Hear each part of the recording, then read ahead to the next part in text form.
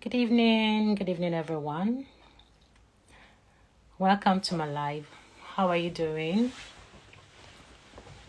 I'm Adeola Adeyemi. I'm a psychiatrist, the mental fitness coach, and the founder of Talk Mental Health. Thank you all for joining. Please tell me your name and where you're joining from. I'm just going to dive into this topic as quick as possible. It is Mental Health Awareness Month, and I just thought to come on live to share with you all some important, or let me say some significant mental health disorders and how you can recognize them and get the help you need as soon as possible. So as a psychiatrist, I treat people with mental health disorders. When it comes to assessment, when it comes to giving them medications, psychotherapy sessions and all, I do that as a psychiatrist. And as a mental fitness coach, I teach people skills that would help enhance their mental and emotional well-being. So I teach you skills that would help protect your mental well-being. And this is a very important month of the year. It is Mental Health Awareness Month. I know that it may sound a bit awkward for us to have just a month to talk about mental health, because mental health is something that has to be spoken about, or awareness should be created every day, not limited to just one part of the month or one particular period of the year. But it's okay that we have at least a month in the year to celebrate or talk about mental health. Thank you for joining. I can see you, Pat. I can see you, Melanin. Thank you for joining my live. And I've thought to talk about atypical depression today. Atypical depression, because I know most people know what depression is. Most people are familiar with the typical depression, the symptoms and all. But then I thought to talk about the atypical depression. Most people, I know that a majority of us on this live don't really know, or if you're watching the replay, you may not know that this is atypical depression, or you may not even be familiar with the symptoms of atypical depression, and I thought to come share it. So please make sure you watch to the end. If you're on the live, stay till the end, and if you've got questions, drop your questions in the comment box. Let me pin that now. Ask your questions, please, so that I can answer all your questions. All right, so make sure you ask your questions. This is an opportunity for you to ask me any questions you've got. We should all know that mental health disorders is becoming more common in recent times. Since pandemic, before pandemic, it has always been, but since pandemic, it's become very more popular. A lot of people are coming down with mental health disorders, depression, anxiety, and all. And it's very important for us to start talking about mental health issues and, be free to express ourselves about it. Talk about it like you're talking about having headache. Talk about it like you're talking about having diabetes or any other physical health issues. But unfortunately, it's still very difficult for some people to come out to say they've got depression. Some might find it difficult to say they have anxiety, some schizophrenia and all. But the good thing is that myself, my organization, what I do, I want to promote mental wellness. I want to promote mental health issues. Mental wellness, not mental health issues. I want to create awareness about mental health issues and make it easy for people to talk about it. Like, let it be easy for you to come out and, express yourself, talk about your mental health struggles. And depression is said to be going to the topic of today, depression is said to be one of the leading causes of disability worldwide. Depression is said to be one of the leading causes of disability worldwide. I don't know if you hear that. Let me say it the third time. Depression is said to be one of the leading causes of disability worldwide. So what it means is that depression is becoming more popular. A lot of people are depressed. Those that are diagnosed, from the facts that WHO gave to us are the facts of people that have come up for assessments and they've already made a diagnosis. A lot of people are yet to be diagnosed. A lot of people are presenting with physical symptoms, not knowing that they are depressed. A lot of people have somatization. I mean, they're somatizing their symptoms, making it more like physical symptoms because of the stigma and discrimination that is against people with mental health struggles. And they find it difficult to really come out to say they've got mental health issues, they've got depression. So what I'm saying in essence is that depression is the leading cause of mental health. Leading cause of disability. And now is the time for us to start talking about it, like disability in terms of, not being able to go to work, not being able to be productive at work, not being able to finish school, not being able to, talk about suicide, the number of people that are already dead by suicide. It's alarming. As a matter of fact, the WHO has said that every 40 seconds, one person dies by suicide. And I know this is something, this evidence was about several years ago, I think it was in 2018 or thereabout. I know that it must have increased in recent times. The number of people that are dying by suicide every day keeps increasing every day. So you see that the depression has really caused a lot of disability. It's caused a lot of death. It's caused lack of motivation. Nobody don't want to finish school. They don't want to pursue their career. You don't want to. You've lost interest. Even when you're diagnosed with depression, and you get the help you need, you have your medication and all, the rate at which, or the chances of you coming down with another episode is also high. So meaning that people that have depression perhaps would continue to go to hospital, use medications, go for therapy over and over again, because they're at higher risk of coming down with depression again. So it's very, very important for us to be aware. That's it. Education is key. If you know that this is something, depression could be this disabling. Yeah. Depression could be this disabling. Then you would start to do something about protecting your mental health. You will start to do something about identifying these symptoms early enough, because that's one of the issues. People don't want to, or people may not know, or even those who know, because of discrimination, they don't want to come out to say, yes, this is depression.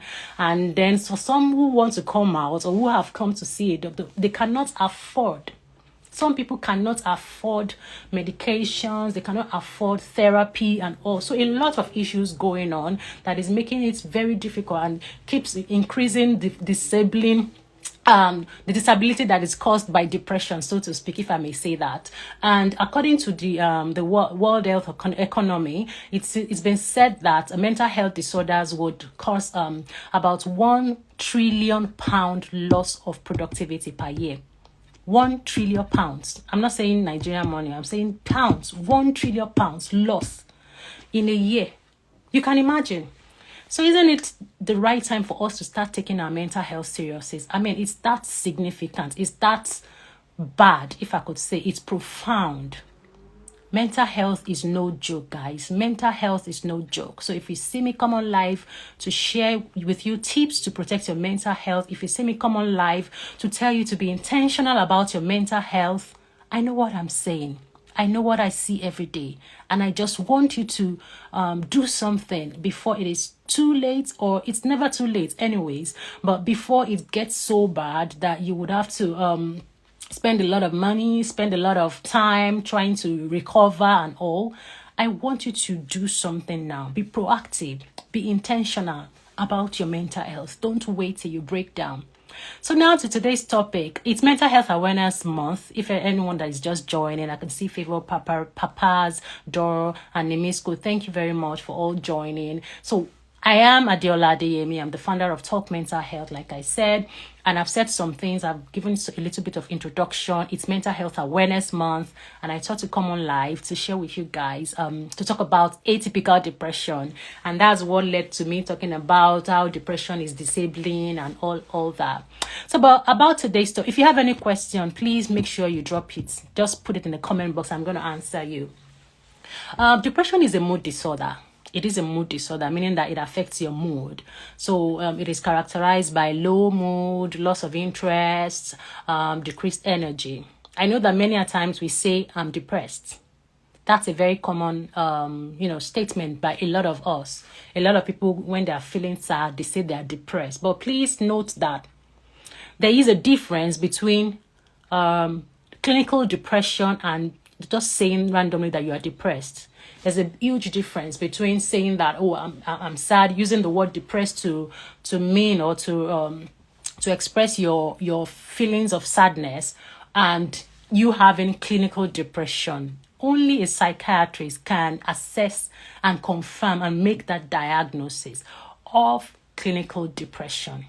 Only a psychiatrist. So what I'm trying to say is that you need to be assessed. You need to come to the hospital, or book a therapy session or book a consultation session with your psychiatrist and let them assess you before you can say you've got depression, clinical depression. So, but yes, you can be sad, you can feel low in your mood and tell people that, oh, I feel depressed. Yeah, that's allowed, but that doesn't mean that you've got depressive disorder. Depression that we're talking about, in the real depression, the mental health disorder. So depression is actually a mood disorder. It is characterized by feeling persistently low in yourself. You're sad for at least 2 weeks. So it is so persistent. It's just there. No matter what happens around you, you won't feel happy. No matter what it is, whether it's a movie that is interesting, that is funny going on, something that is supposed to interest you, something that's supposed to make you excited, even if it is money. I mean, think of it, or your friends are telling you to let's go hang out, or you get a particular job, something that is supposed to stimulate you and make you happy, yet you're not happy. Then that is feeling sad. I mean, one of the symptoms, major symptoms of depression. The other one is feeling losing interest. You have lost interest. We call it anhedonia. It is loss of interest in things that you've loved before, things that you enjoy doing, something that is pleasurable to you. So say, for instance, you love to watch movies, or you love to listen to music, you love to play around with your friends, hang around with your friends, and all of a sudden you've lost interest in doing stuff like that. So you prefer to be indoors. Then that is one of the major symptoms. Then the third major symptom is reduced energy. So you wake up in the morning and you're tired. You may have motivation, but you are tired. You're very weak. This is not as a result of getting stressed or overwhelmed. No, this is clearly a depressive symptom when you combine this low mood, loss of interest, and reduced energy. So you don't have energy for anything. So these symptoms that I just mentioned now are the major symptoms of depression. So we have other minor symptoms or minor criteria of depressive disorder. So something like lack of motivation, you have poor sleep, insomnia. We call it insomnia. So you have, and then there's a characteristic way of describing the insomnia. People with depression would wake up like 3 to 4 hours, 2 to 3 hours earlier than they usually do. So if you wake up around 6 o'clock, say for instance, and when you start having symptoms of depression, you realize that you wake up, say maybe like 3 o'clock, and then you'll be there thinking, turning around on your bed, having a lot of ruminations, thinking, sometimes with tears, crying. Sometimes you may be able to, pinpoint the reasons, state reasons why you feel the way you feel. Other times you may not even know why you feel the way you feel. You may not even be able to say anything about it. So yes, insomnia, you feel hopeless about your situation. You feel helpless, like no one is coming to save you. And you feel a lot of guilt, extreme guilt feeling. Like, oh, I've done this, I'm really bad, I'm a bad person, and all. You start blaming yourself for so many things. And that's where suicide comes in. Some would, in the extreme cases, people will start to think and contemplate suicide, like, oh, life is not worth living. The future is doesn't look good for me. It seems gloomy, and I think what I need to do now is to end my life. So as against what we think when people take their own lives, and we think, oh, life is beautiful. Why is this person trying to end their lives? Why is this person trying to end his or her life, rather? It is not this person's fault. It is because the person has got mental health disorders. So whenever you imagine someone has got, cardiac heart disorders, and the person has a stroke, would you ask the person, why is this person having a stroke? A person, let me give another scenario, I think a better one now. A person has hypertension and has been using medication for a long time. One of the complications of hypertension is stroke. So the person now suddenly develops stroke. Would you go and question the person and say, why is this person having stroke? So when we cannot do that, because we already know that stroke is one of the complications of hypertension, why do we question when people who are depressed, when they take their own lives, or when they make attempt to take their own lives? Suicide is a complication of depression. It is not the person's fault. Nobody wants to die. I mean, if there's no mental health disorder, nobody wishes to die. Life is too sweet. Do you think it's easy to kill oneself? It's not easy. So the person has got a mental health disorder, and that's why the person has thought to, end his or her own life and felt, oh, life is no longer worth living. They want to escape. They want to, live this life. There's no hope. There's no help coming. I feel worthless. And at this point, I think I need to let us know that we have to be kind towards people. We have to be empathetic towards people. We have to be careful the way we comment on the social media when people who are struggling with their mental health come up on the social media to write stuff. We have to be kind. We have to be careful, because you never can tell. Mental health disorder is no respecter of persons. No one is immune to mental health disorder. If it is someone else today, it could be you tomorrow. So you have to be kind with your words, in your actions. Even if you don't have anything nice to say, you can as well just scroll past and say nothing. It's better than trolling a person that is struggling already with mental health disorder or depression, and then you come out and you still tell them this and that. Life is beautiful. That's a very toxic kind of being positive. To them, it is not beautiful. To them, that's how they perceive it. And until they get the help they need, until they be on medications or go for psychotherapy, they can never feel better. They won't feel better until they get the help. Just like someone that has hypertension will not have reduced blood pressure all of a sudden until they start to use antihypertensive. People with depression will not get better. People with suicidal ideation or suicidal thoughts will not feel better until they start to use antidepressants or go for psychotherapy. We have to be very careful. But those are the symptoms of depression. Those are the kind of symptoms that would happen or people with depression would see. And it's usually for about 2 weeks at least before you now make the diagnosis and start treatment. So that's for normal depression. I know we all know that. But for atypical depression, it's different though. For atypical depression, what you see is that the person, more like it's opposite. So someone that is depressed, but this person is oversleeping. Have you ever experienced that before? No, let me not say experience. I don't know if someone has got depression on this live, but have you ever heard of that before? Has anyone ever heard or seen anyone with depression complaining of sleeping too much? Please let me know. If you know, say it in the comments box, because it happens. It's called atypical depression. The person would oversleep. Yes, we need to sleep for about 8 hours a day, but this person will sleep 10 to 12 hours a day, like 3 to 4 times a week. You'll just be oversleeping. It's not, I mean, the person will even look depressed, because apart from oversleeping, I didn't mention that in depression, people with depression normally have or usually have loss of appetite. So they lose appetite. They're not interested in eating and all. So they lose weight. They lose appetite. They lose weight.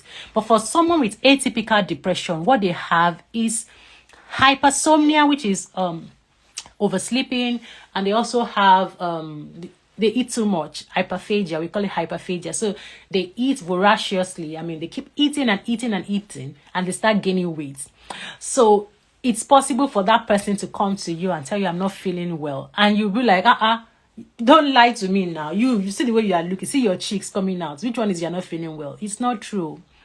We should start taking people seriously when they come to us with their mental health struggles, and not invalidate their feelings. So they would not be they will not feel shame. They will not be ashamed, or feel like, oh, this person doesn't believe me, and keep quiet and not want to talk again. Let's encourage them, because you never can tell. It might just be atypical depression. Like I said, hypersomnia, they sleep too much. Hyperphagia, they eat too much. They eat a lot. They are overweight. And another thing is that they are very sensitive to rejection. Sensitive to rejection. Imagine. So people with atypical depression are those people that seem to be very, very sensitive when someone rejects them. For instance, they're in a relationship and perhaps their spouse or their partner, breaks up with them and all. What they do is that they cannot even tolerate it. That's where you start seeing people, coming down with suicidal thoughts. They want to harm themselves. They're thinking of, killing themselves and ending their own life. So yes, they're very, very sensitive to depression. To rejection rather. And also, when they wake up in the morning, they feel this heaviness in their limbs. We call it leading paralysis. They feel heaviness in their limbs. They feel they cannot even drag their legs at all. They feel tired. They lack motivation. They are not interested in doing anything. So whenever you see someone that comes to you and the person appears okay, has not lost weight, perhaps is gaining weight, and the person has come to you and told you, I'm not feeling well in myself, I think I'm depressed, don't talk down on the person. Encourage the person to get help. Like I always say, I am a psychiatrist. I treat people with mental health disorders. I've always encouraged people in my life to reach out to me via my DM. If you need my help, yes, my services are paid for, but you will get the help you need. I can always refer you to even some people who need face-to-face consultations or need to go to the hospital. I can recommend hospitals that you can go to and get the help you need. My mission or my desire is for you to have a good mental health, and that's why I do what I do. And I don't want you to to continue to live in denial or feel like, oh, nothing is wrong with me until it gets so bad. Do you know that people with depression is a mood disorder? It's actually a neurotic disorder. It's not a psychotic disorder. But in extreme cases, when people don't get the help they need early enough, it becomes psychotic. Do you understand what I mean? It becomes psychotic. So it is just a mood disorder, a neurotic disorder, something about your mood, something about your loss of interest, your self-esteem, not feeling good about yourself. And it's just supposed to be on that level. But then because you allow it to linger on for too long without getting the help you need, it becomes psychotic. When it becomes psychotic, that's when the real mental health disorder that we are all familiar with, the real, what we call madness, which is not something good that we should always say, the real one, that is when it happens, when the person starts hearing voices, they have hallucinations, they have delusions, they start to see things, they start to hear things, they start to feel paranoid. And then because you have refused to get the help early enough, and that's when you now have to use antipsychotics. You have to perhaps be in the hospital and be on admission for a very long time. My point here is that get the help you need early enough. You don't have to wait until it gets so worse.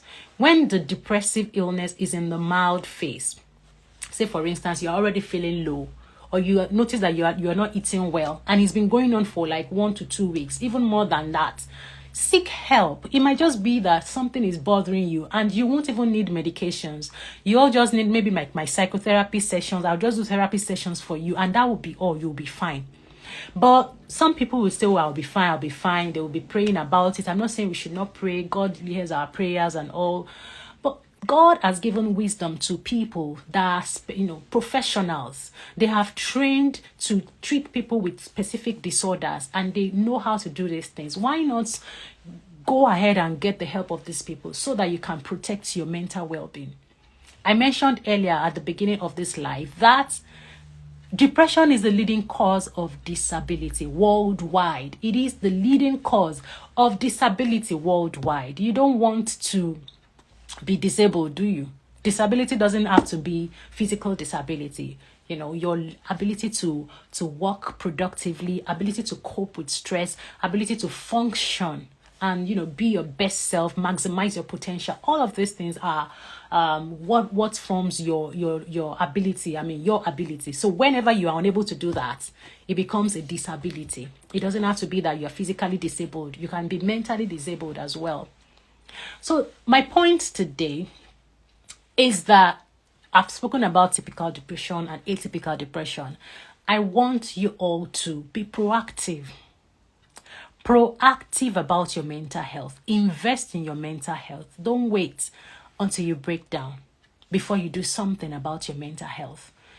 Make sure you be positive, not necessarily positive. Feel your emotions. Whenever you are having anything that's bothering your mind, get the help you need. Yes, sometimes it's okay to be positive, but even if you can't get there yet, feel your feelings, get the help, that someone that would hold your hand and guide you through those periods that you are down while you're trying to get to the top, get your level, your emotions level high. So yes, I will encourage you to, exercise, eat adequate, well-balanced diets. Ensure that you do things that would help you to control the way you think, control your emotions. These are habits that you can learn and, stay committed to every day to improve your mental and emotional well-being. As simple as these habits, may appear, they are very, very effective. They work for people who are willing to stick to them. If you are consistent with these things, let me tell you one fact: gratitude, just being grateful alone can help improve your mental and emotional well-being by 5%, 5 to 10% in the long run. If you wake up every day and all you do is give thanks, intentionally grateful for your life, grateful for your family, grateful for all that you're going through, it's going to improve your mental and emotional well-being, rather than sitting down and complaining about the things that you're yet to have, rather than complaining about the things that you're hoping that God will give to you. Why not give thanks for the things you already have? What that does, aside from the fact that yes, we are giving glory to God, that helps to protect your mental well-being. You know what it does? It reduces the amount of negative emotions you would have within you. You feel contented. You have contentment. You feel happy. You understand? So when you have reduced negative emotions, your thinking pattern changes, because people with depression would normally have this negative thinking pattern, thinking that life is not good, people don't love me, my life is this and that. They feel bad about themselves. But once you start to practice gratitude, you know what happens to you? You feel good. You feel good about yourself. You feel confident in yourself, and you start to give thanks to God for being good to you. And you always smile. These are very, very positive, ways of, these are ways by improving, things that you can do that can improve your positive emotions or increase the level of positive emotions you have in you. And there are some chemicals in the brain. We call them neurotransmitters that are usually pumped out whenever you have positive emotions or negative emotions. Once you have positive emotions, you have high level of these neurotransmitters, and when you have negative emotions, it starts to reduce. So most of the antidepressants we give to our patients, they have these neurotransmitters in them. But I'm giving you tips that would help you, naturally improve this level of neurotransmitters in your brain. Why can't you just do it? Ensure you practice these things, do them, be committed to it, be deliberate about these things, be intentional about your mental and emotional well-being. So thank you all for joining. I can see a lot of people that just joined. If you just join in, I've said I've said a lot of things. Oh, Pastor Sheon Latuboso, thank you for joining. Thank you, Tommy Babs. Thank you. Oh, okay. I may not be able to pronounce your name well, Dambu. Thank you. So I'm Adeola Adeyemi. I'm a psychiatrist, and if you need my help with assessment, if you need my help with therapy sessions, you can come on live. You can go to my DM. Come to my DM and make inquiry about that. I have a link in my bio as well. You can always subscribe or book your therapy sessions in my link or my website. And yes, another way is that I can also help you with teaching you some skills that could help protect your mental and emotional well-being. You can always access that in my link. You see that, or you can come to my DM and ask for or make inquiries. And also, if you want to learn how to be to improve your self-awareness skills, because once you have understanding of your kind of person, once you take your time to know your emotions, feel your emotions, regulate your emotions, understand why you feel the way you feel, what triggers negative emotions in you, you have a kind of control over yourself, over your emotions. You are able to regulate your emotions, and that is very, very key to your mental health. Once you're able to do that, you have a lesser chance of coming down with mental health disorders. And that's why I have created Audacious. Audacious is a 4-week self-awareness coaching program that is going to start next week, Saturday, May 21st. And during the sessions, we're going to have 4 Zoom calls every Saturday, and then a WhatsApp group where I'll hold your hands to ensure that you do all the tasks I'm going to be bringing on. A lot of assessment that will be done for you, how to overcome negative thoughts, how to regulate your emotions, how to improve your self-awareness skills, how to build your self-confidence, how to engage in meaningful self-care and self-care activities that can help protect your mental well-being. It promises to be amazing. I'm bringing in someone that would also teach how she has been able to practice self-care. She's got a wonderful family and she looks so beautiful. She's a doctor as well, a consultant, and she looks so beautiful in her own age. She's in her 50s. She looks so young, and she's doing well in her family, in her career and all. So how is she able to juggle all of that? She's going to tell us how she's been doing that over the years. Please subscribe. Register for Audacious. Don't miss it. Audacious is supposed to be priced at $499, but it is priced at $99, just 55,000 naira for a 4-week program. You're going to have me for 4 weeks. So if you have issues, if you have things that you want me to help you with, this is going to be a very good avenue for us to connect.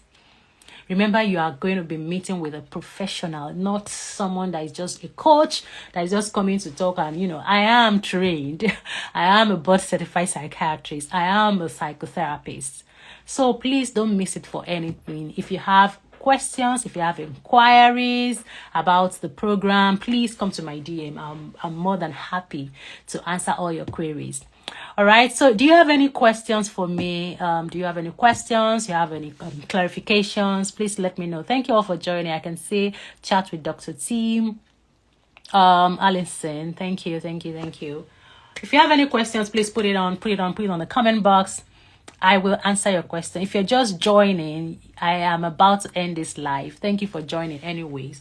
If you didn't follow me, just click the link in my click the link on here and just follow me right away. Follow me. You don't want to miss on mental health stuff that I always come up to share. So please follow me and turn on your post notifications, so you can always hear from me from time to time, and you can always reach out to me via DM. If you have questions, if you have any clarifications, I am going to answer them. All right. So that'll be all. Thank you for joining. Thank you. God's treasure, you just joining. Please watch the replay. I'm about to end the live. Bye, everyone. Please be intentional about your mental health.